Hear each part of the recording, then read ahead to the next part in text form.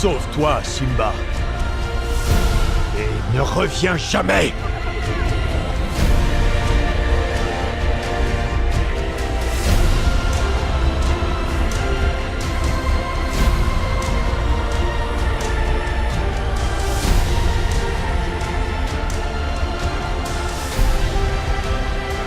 Il te faut prendre ta place. Dans le cycle de la vie.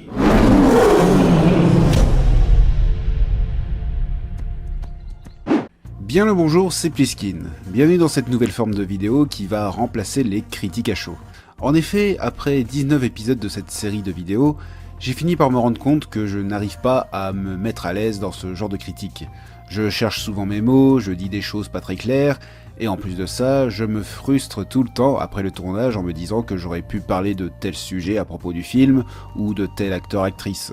Du coup, j'ai fini par abandonner tout simplement les critiques à chaud, et me concentrer plus sur de la critique écrite et réfléchie.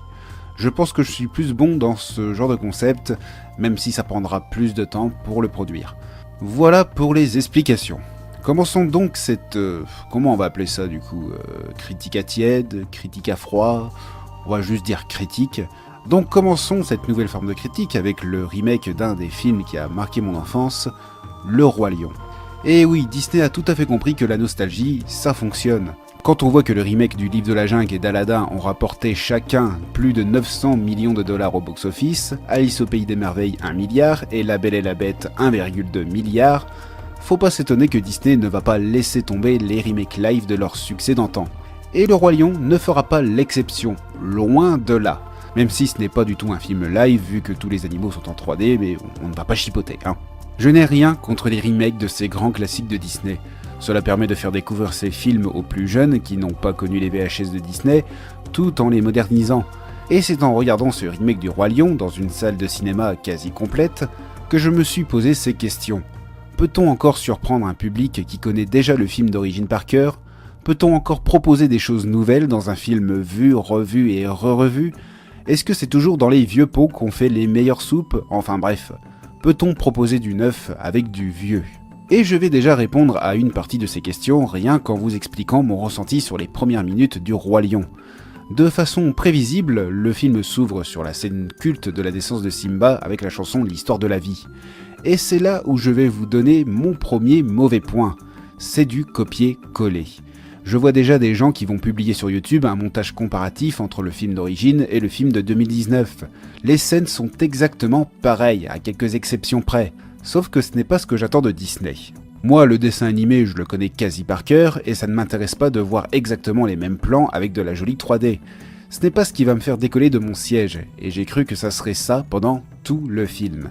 Mais heureusement, il y a tout le reste. Je me suis beaucoup inquiété sur ce que j'allais voir, mais le film ne tombe pas dans le piège de l'adaptation 100% fidèle à l'œuvre originale. Comme je l'ai dit en conclusion du dernier Parlons Théâtre sur 12 hommes en colère, on peut faire une adaptation qui respecte le matériau de base tout en faisant à sa sauce et en proposant autre chose. Et je pense que Disney a bien compris qu'il ne s'adresse pas seulement à un public qui veut voir un simple remake, mais aussi un public qui veut être surpris.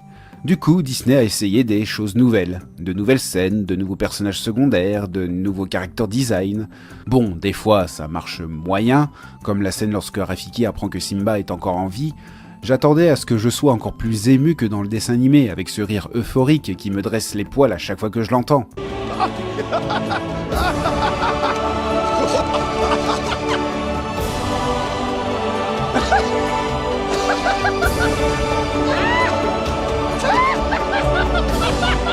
Là, dans le remake, il n'y a pas de rire euphorique, mais juste un Rafiki content qui chante des sortes de prières, et je ne m'attendais pas vraiment à ça. Donc ouais, j'ai eu une petite déception. Par contre, la scène juste avant, lorsque les poils de la crinière de Simba traversent toute la savane avant d'arriver chez Rafiki, il n'y a rien à redire. C'est beau, c'est poétique, et ça nous fait voyager. Et cette scène n'était pas dans le dessin animé de base, et c'est ça l'atout majeur de ce remake. Chaque scène ajoutée n'est de trop dans ce film. Tout a été réfléchi d'avance pour combler un peu les trous de scénario du premier Roi Lion.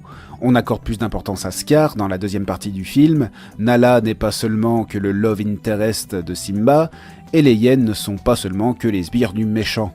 Le film prend son temps pour nous raconter les différentes sous-intrigues, et non en se concentrant que sur Simba.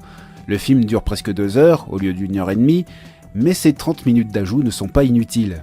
Je ne vais pas vous parler de tous les personnages de ce remake, car ce sont exactement les mêmes. Mufasa est toujours doublé par Jean Reno dans la VF, même si je n'ai pas réussi à bien distinguer sa voix, on dirait qu'elle a été modifiée en post-prod pour que le personnage ait une voix plus rauque, comme le rugissement d'un lion. Je vais plutôt m'attarder sur 2-3 personnages. Scar en premier. Celui-là fait partie de mes méchants Disney préférés, comme pour beaucoup j'imagine. Et bien maintenant, je préfère le Scar du remake plutôt que le Scar du film d'origine. Et oui, c'est rare ce genre de choses, mais Disney a rendu le personnage meilleur que le Roi Lion de 1994. Quand il parle à Simba, on sent vraiment qu'il a de la haine envers son neveu, le nouvel héritier du royaume. Il est plus perfide, sournois et impitoyable, un véritable méchant. On voit même la différence au moment où il devient roi. On passe du roi pacha et laxiste au monarque tyrannique et égoïste. Disney a retravaillé le personnage de Scar pour que celui-ci fasse un méchant plus shakespearien. Et ça fonctionne. Bon, seul petit bémol, la chanson Soyez prête est trop courte. Et pourtant elle a été modifiée pour la rendre plus dramatique avec un crescendo du plus bel effet. Mais pour moi la chanson a été trop raccourcie. Je suis un peu resté sur ma faim. Les autres personnages sont Timon et Pumba. Contrairement à Scar, ces 2 comic relief n'ont pas été retravaillés, ce sont exactement les mêmes. Mais il y a tout de même une chose qui m'a agréablement surpris chez ces 2-là, c'est que leurs dialogues ont été revus et réécrits. Donc il y a de nouvelles blagues et de nouveaux jeux de mots, dont certains ont fait rire la salle entière. Je ne sais pas si c'est le cas dans la VO, mais au moins pour la VF, ils ont eu conscience que les gens connaissent par cœur les répliques de Timon et Pumba et qu'il fallait renouveler. Et c'est une bonne chose.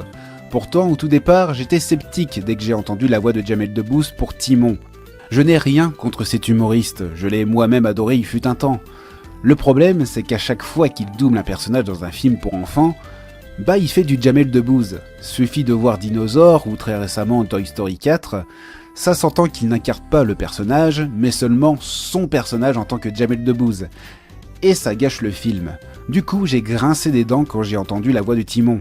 Et bien, finalement, Jamel Debbouze a fait des efforts. Bon, certes, on reconnaît toujours sa voix car elle est reconnaissable parmi 1000, mais au moins il ne répète pas ses sketchs qui l'ont rendu célèbre et il incarne un peu plus le personnage.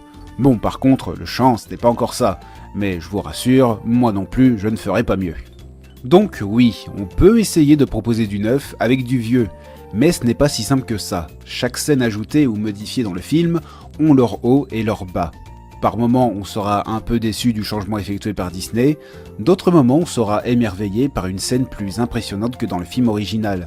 Je pense que Disney a réussi de prouver une chose, nous impressionner malgré le fait que tout le monde connaît le Roi Lion. Dans la salle de cinéma, il y a eu une expression de tendresse en voyant la première apparition de Simba, genre « Oh, il est trop mignon !»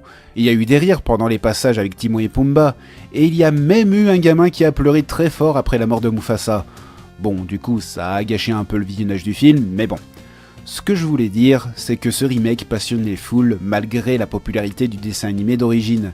J'ai hâte de voir le remake live de Mulan pour voir si Disney peut aller encore plus loin dans l'adaptation de leur propre grand classique. Et voilà, c'est tout pour cette critique, n'hésitez pas à donner votre avis en écrivant un petit commentaire en dessous de la vidéo. N'hésitez pas à mettre un petit pouce bleu et à partager cette vidéo autour de vous. Et si le contenu de cette chaîne Les Îles de Pliskin vous intéresse, n'hésitez pas, surtout n'hésitez pas, à vous abonner. Donc sur ce, je vous dis ciao, à la prochaine.